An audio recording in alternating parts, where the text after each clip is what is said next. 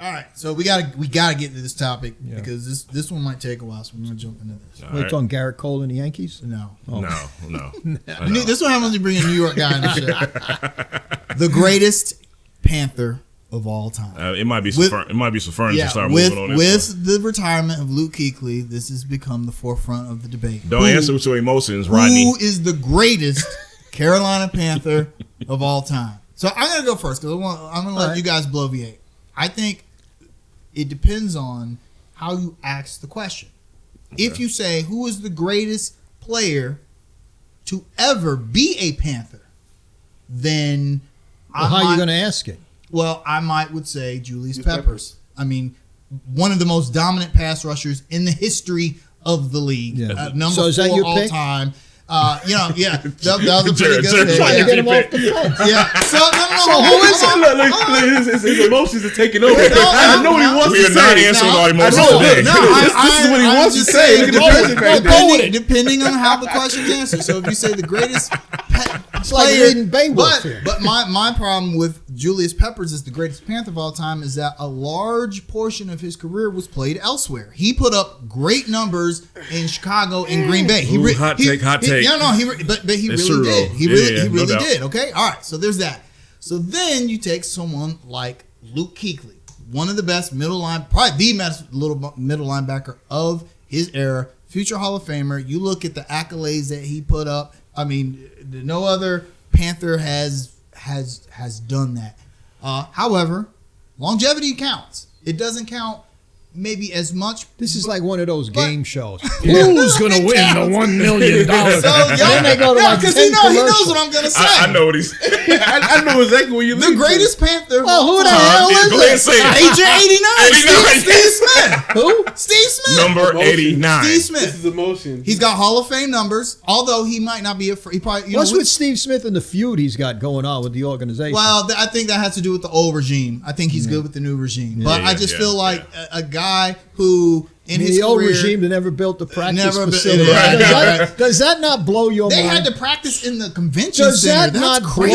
blow your mind? It does. Every time it's brought up, it does. Ron Rivera should get pain money for having to endure that. That's kind of my point. No, they should pay him an extra year, Steve Smith even though he's put in up Washington. These Hall of Fame-esque numbers while practicing at Guernsey High School. Exactly. Like, come on. Look who he had throwing to him his entire career. Most of his won career. the Triple Crown. One of 3 receivers in NFL history to do that with Jake Delhomme and Chris Wanke throwing at him. Man, Rodney really wants to argue with you, man. And he played the bulk of his career in Carolina. Rejuvenated his career when his team came. Left because we thought he was too old. Well, he's selling it hard, isn't he? Yeah, that's my pick. Steve Smith is the greatest Panther of all time. I'm going to be quite honest with you. Steve Smith is a fringe Hall of Famer.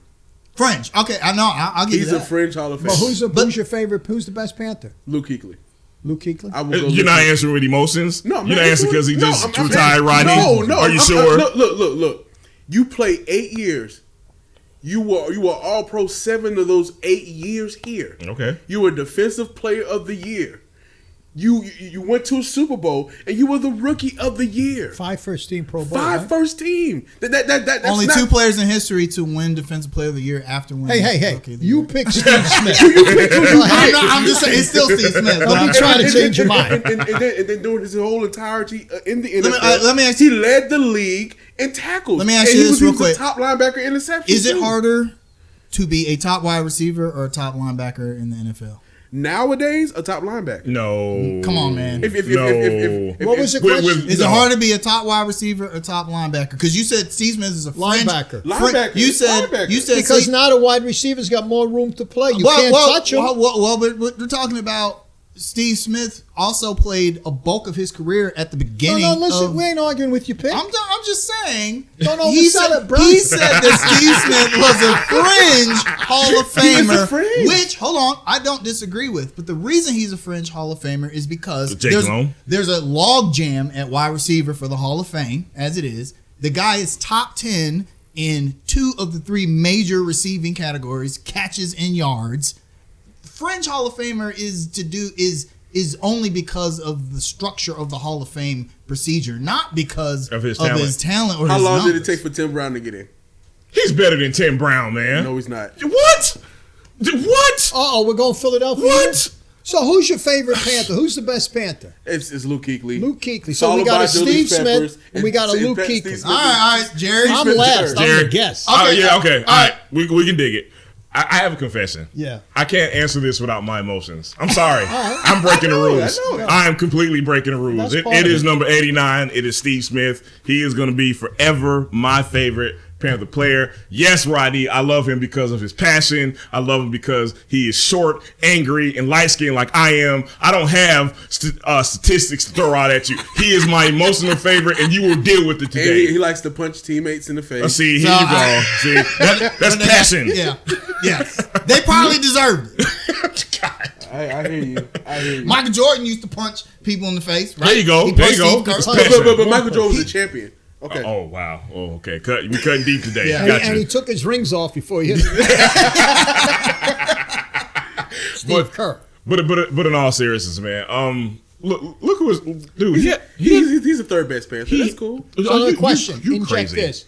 Is there a minimum number of years you had to have been a Panther to play? I'll say 5. Okay. Because you got to have some kind of body of work. Because then we could say Reggie White, Right. I'm not playing that game. At least a 5-year sample size. So I feel like those are the three. Oh, who was that? Who was the other? Who was his name? Groh, the lineman. Jordan Gross. Yeah, Jordan Gross. Yeah, he's top 10, 15. Well, I'm not saying he's the guy. I'm just throwing that out there. And Cam is like right at number 4, but I feel like Pep, Luke, and Smitty are the three that you have to really consider. So you got Steve Smith. I got Steve Smith, but I there's an asterisk beside mine. It's an emotional pick. We know.